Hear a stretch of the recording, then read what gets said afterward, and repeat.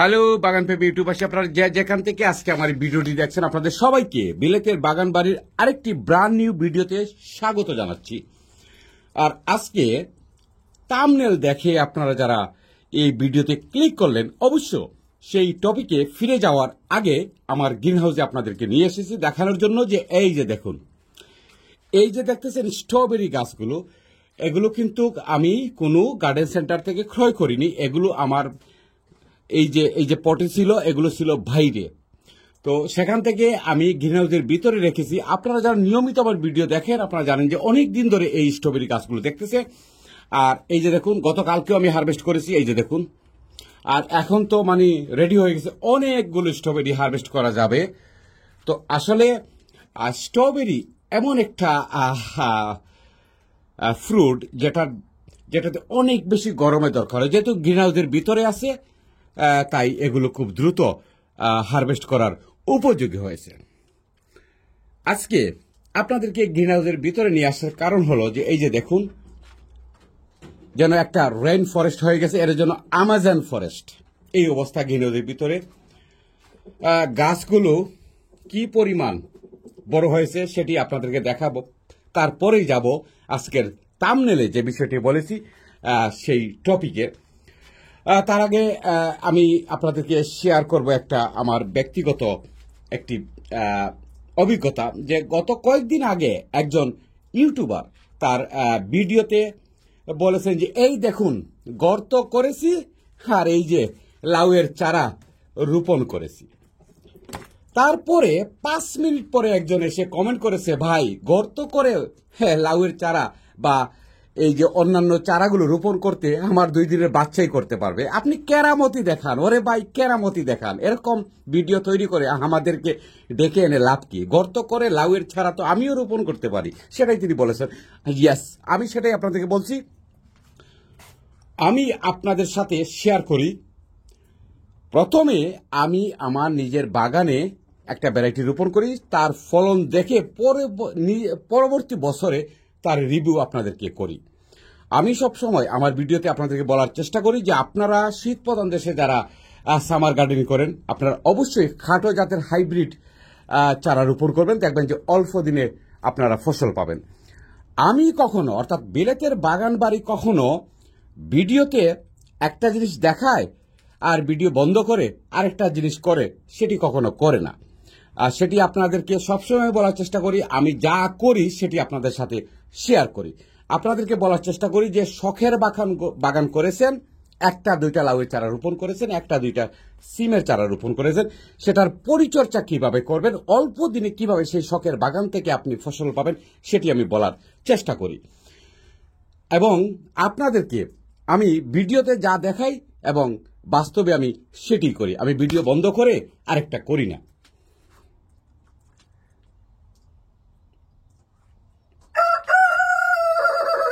বাগর বাচ্চা তো সেটি বলছি। আসলে অনেক সময় দুঃখ হয়, যারা নতুন গার্ডেনার তারা আসলে দ্বিধাদ্বন্দ্বে পড়ে যান। যেমন ধরেন, আমি এই লাউয়ের চারাটা বাইরে রোপণ করলাম, অথবা এই যে দেখুন এখানে আছে সিমের চারা, এই যে দেখুন এপসা 1। তো এই সিমের চারাটা আমি বাইরে রোপণ করলাম, একটা গর্ত করেই রোপণ করে দিলাম, বললাম যে এইভাবে গর্ত করেই রোপণ করে দেন, সিম হারভেস্ট করে শেষ করতে পারবে না। সামারে যখন আসবে, গরম যখন পড়বে, তখন কি সেই গাছের সিম ধরবে? এটি হলো প্রশ্ন। যদি না ধরে তাহলে তো আপনি নিরাশ হয়ে গেলেন, আপনার মন খারাপ হয়ে গেল। আমি সেটি কখনো করি না। আমি বলি খাটো জাতের হোক আর অল্প দিনে ফসল ধরুক, যাই হোক, সেটাকে পরিচর্যা কিভাবে করতে হবে সেটি আপনাদেরকে বলার চেষ্টা করি। তবে অবশ্যই এই অল্প দিনে আর বাংলাদেশে একটা লম্বা সময়ে যে গরম পড়ে সেই সময়ে সবজি হারভেস্ট করা, আর ইউরোপের দেশগুলো সহ আমেরিকা যেসব দেশে অনেক বেশি গরম পড়ে সেই সব দেশে সবজি হারভেস্ট করা অনেক পার্থক্য। তো আপনাদের সাথে আমি চেষ্টা করি সবসময় যে আমি কিভাবে অল্প দিনে আমি সবজি হারভেস্ট করি সেটি আপনাদেরকে বলার চেষ্টা করি। আমি বলার চেষ্টা করি যে আমি একটি গাছ কিভাবে বড় করলাম এবং এই গাছটিকে পরবর্তী সময়ে আমি কিভাবে পরিচর্যা করি সেটি আপনাদের সাথে শেয়ার করার চেষ্টা করি। আপনারা অনেকেই আমার ভিডিওতে মন্তব্য করেন যে ভাই আপনি যে টিপস দিয়েছেন সেটি আমার অনেক অনেক বেশি অনেক অনেক বেশি উপকারে এসেছে। যখন আপনাদের এরকম কমেন্ট দেখি তখন মনে হয় যে আমার এই কন্টেন্ট তৈরির সার্থকতা এখানেই।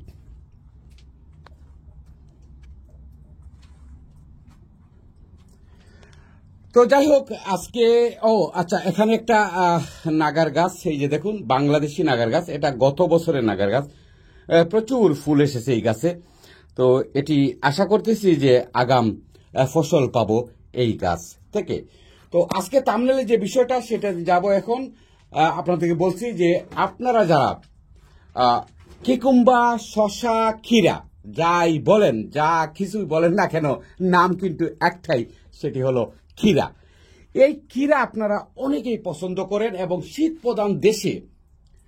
প্রধান দেশে এই ক্ষীরাটি যখন আপনাদের বাগানে দেখবেন তখন তো সত্যি আপনার মনটা ভরে যাবে। তো আপনারা যারা নিয়মিত আমার ভিডিও দেখেন, আপনাদেরকে অনুরোধ করব, রিকোয়েস্ট করব, আমার গত বছর সামারের একটা ভিডিও দেখে আসবেন। একদম বাংলাদেশের মতো মাটিতে কিভাবে আমি অনেক অনেক ক্ষীরা হারভেস্ট করেছি সেটি, এবং আমি কি দিয়েছি সেটি হলো আসল বিষয়। আমি মাটিতে গর্ত করে গাছ একটা রোপণ করে দিলাম, এই যে দেখুন আমি ক্ষীরা হারভেস্ট করতেছি, আমি এরকম করি না। তো আমি কি দেই, কিভাবে দেই, সেটি তো আজকের মূল থাম্বনেলের টপিক। তো সে বিষয়ে যাব, চলুন আপনাদেরকে একটু আমার গ্রিন হাউসের ভিতরে নিয়ে আসলাম। এখন যাব মূল টপিকে। থাম্বনেলে যেটা বলেছি সেটি দেখাবো, সেটি করব, আপনিও করবেন, দেখবেন যারা ক্ষীরা পছন্দ করেন তাদের প্রতিদিন ক্ষীরা হারভেস্ট করতে হবে। তো সময়ত ভিউয়াররা, আপনাদেরকে এখন আজকের ভিডিওর যে মূল টপিক ছিল সেখানে নিয়ে এসেছি। অবশ্যই আপনারা আজকের এই টপিক মতো, আমার টিপসের মতো যদি আপনারা আপনাদের কিকুম্বা গাছ, ক্ষীরা গাছ, শশা গাছ সেগুলোকে লুক আফটার করেন, সেগুলোকে পরিচর্যা করেন, তাহলে বাংলাদেশের মতো আপনারা ফসল পাবেন। তো প্রথমে দেখছেন, এই যে দেখুন,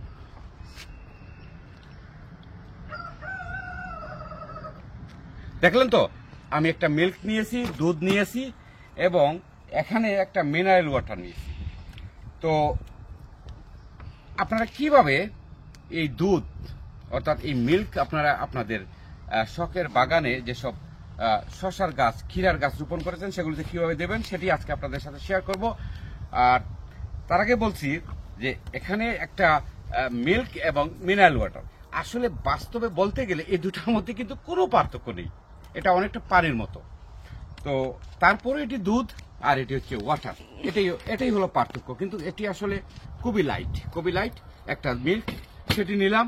এবং পাশাপাশি এখন দেখাবো আপনাদেরকে, এই যে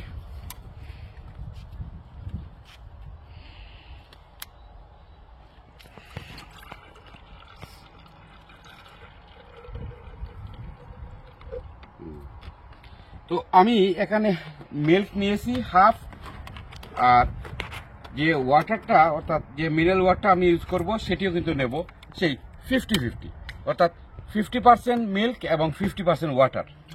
এই যে দেখুন,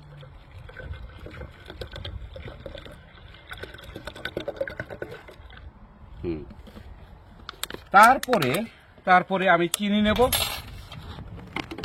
1 চামচ, এই যে চামচ আমি চিনি নিচ্ছি 1 চামচ চিনি, এই যে দেখুন।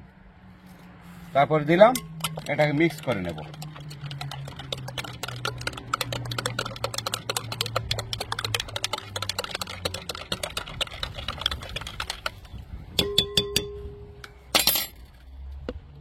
এখন চলুন আমি যেখানে রোপণ করেছি বাংলাদেশি ক্ষীরা, সেই জায়গায় আপনাদেরকে নিয়ে যাব, চলুন।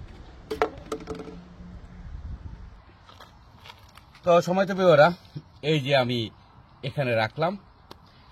এখন প্রশ্ন হচ্ছে যে এই পানিতে যে দুধ, যে মিল্ক আমি মিক্স করেছি সেটি আপনারা কখন দেবেন আপনাদের এই যে প্রিয় শখের বাগানের শশা গাছে, ক্ষীরা গাছে?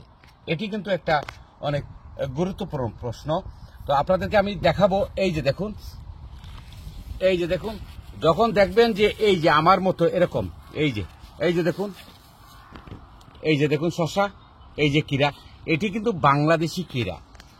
যখন আপনি দেখবেন যে একটা ক্ষীরা গাছে ফুল চলে এসেছে, ঠিক তখন আপনারা এই পানির সাথে মিক্স করে এই মিল্কটা দিবেন, সাথে যে পরিমাণ সুগারটা আমি চিনি দিয়েছি সেটিও আপনারা দেবেন। তবে অনেকেই প্রশ্ন করতে পারেন যে ভাই, এই সামারের পুরো সময়ে আমরা কয়বার এভাবে দেব একটা শশা গাছে বলেন, তারপর এই যে অভারজিন দেখুন, এই যে অভারজিনের গাছে দিতে পারেন, আপনারা চাইলে আপনাদের যে লাউয়ের গাছ সেখানেও দিতে পারেন। এখন প্রশ্ন হলো, সেটি কিন্তু মূল একটা গুরুত্বপূর্ণ প্রশ্ন। তো আপনাদের বলছি যে আপনারা শুধুমাত্র একবারের বেশি কখনো আপনারা দিতে পারবেন না, একবার দিবেন। এবং সেটি অবশ্যই আপনার গাছে যখন ফুল আসবে, অথবা এই যে দেখুন কি পরিমাণ, এখান থেকে আমি অনেকগুলো শসা হারভেস্ট করেছি। তারপরে এই যে উপর দিকে দেখুন, এই যে দেখুন কি পরিমাণ শসা, যদি আপনারা একটু দেখেন। তো এরকম আপনারা যদি শসা হারভেস্ট করতে চান, ক্ষীরা হারভেস্ট করতে চান, তো অবশ্যই আপনারা পানির সাথে মিক্স করে এবং 1 চামচ চিনি দিয়ে আপনারা এরকম দিতে পারেন। অবশ্যই আপনারা লাভবান হবেন এবং অল্প দিনে আপনারা আপনাদের গাছ থেকে ফসল হারভেস্ট করতে পারবেন। তো আবার বলছি, কখন দিবেন একটা গাছে, যখন একটা গাছে এরকম এই যে দেখুন এরকম ফুল আসবে, এই যে দেখুন এটা কিন্তু বাংলাদেশি ক্ষীরা।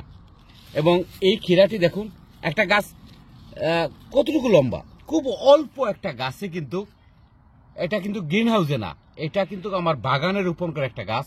খুব অল্প দিনেই কিন্তু ক্ষীরা এসেছে।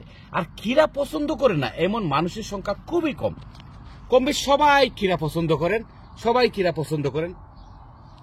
তো এটি মূল বিষয় আজকের। আর আপনারা চাইলে লতা বেগুনের গাছে দিতে পারেন। এই যে দেখুন লতা বেগুন, কি পরিমাণ লতা বেগুন এসেছে আজকে মে মাসের। এরকম লতা বেগুন, এরকম শসা, এরকম শসা তো আমি কয়েকবার হারভেস্ট করেছি এখান থেকে। তো আপনাদেরকে দেখাবো যে আপনারা কিভাবে অল্প দিনে এই গাছ থেকে শসা হারভেস্ট করতে পারবেন, ক্ষীরা হারভেস্ট করতে পারবেন। তবে মনে রাখবেন, সেটি শুধুমাত্র গাছে একবার দেওয়া যাবে, তার বেশি আপনারা দিবেন না। তো সময়ত প্রিয়রা, আপনারা যারা নিয়মিত আমার ভিডিও দেখেন, আপনারা অবশ্যই এই যে হোমমেড ফার্টিলাইজার, সেটি আজকে আমি প্রথম কিন্তু এখানে ইউজ করিনি। আপনারা যারা নিয়মিত ভিডিও দেখেন, আপনারা চাইলে আমার গত বছরের সামারের ভিডিওটি আপনারা দেখতে পারেন। সেখানে আপনারা দেখতে পারবেন যে আমি ঠিক একই পন্থা ইউজ করেছি এবং এই বাগানে কি পরিমাণ বাংলাদেশি ক্ষীরা আমি হারভেস্ট করেছি সেটি আপনার আমার মুখের কথা নয়, আপনারা ভিডিও দেখলেই বুঝতে পারবেন। তারপরে এই যে আপনারা চাইলে এখানে দিতে পারেন।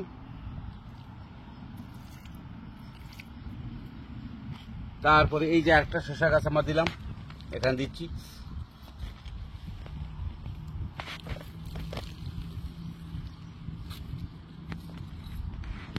তো সময়তে ভিউয়াররা, এই যে বেগুনগুলো দেখতেছেন, এগুলো তো আরো কয়েকদিন পরেই আমি হারভেস্ট করব, হারভেস্টের প্রস্তুতি নিচ্ছি। তো আপনাদেরকে বলবো যে আপনারা অবশ্যই আমি আজকে যে টিপস আপনাদের দিয়েছি সেটি আপনারা ব্যবহার করতে পারেন। তাহলে অল্প দিনে আপনারা আপনাদের সবজির গাছ থেকে আপনারা ভালো ফসল হারভেস্ট করতে পারবেন। আর বিশেষ করে এই ব্রিটেনের অল্প দিনের সামারে আপনারা যে শখের বাগান তৈরি করেন, সেটি থেকে আপনারা কিভাবে ফসল হারভেস্ট করবেন সেই বিষয় নিয়েই আমি কিন্তু সবসময় আপনাদেরকে টিপস দিয়ে থাকি। তো আজকে এ পর্যন্তই। বিলেতের বাগান বাড়ির পরবর্তী ভিডিও দেখার আমন্ত্রণ জানিয়ে বিদায় নিচ্ছি। আপনাদের সবার জন্য শুভকামনা রইল, ভালো থাকুন।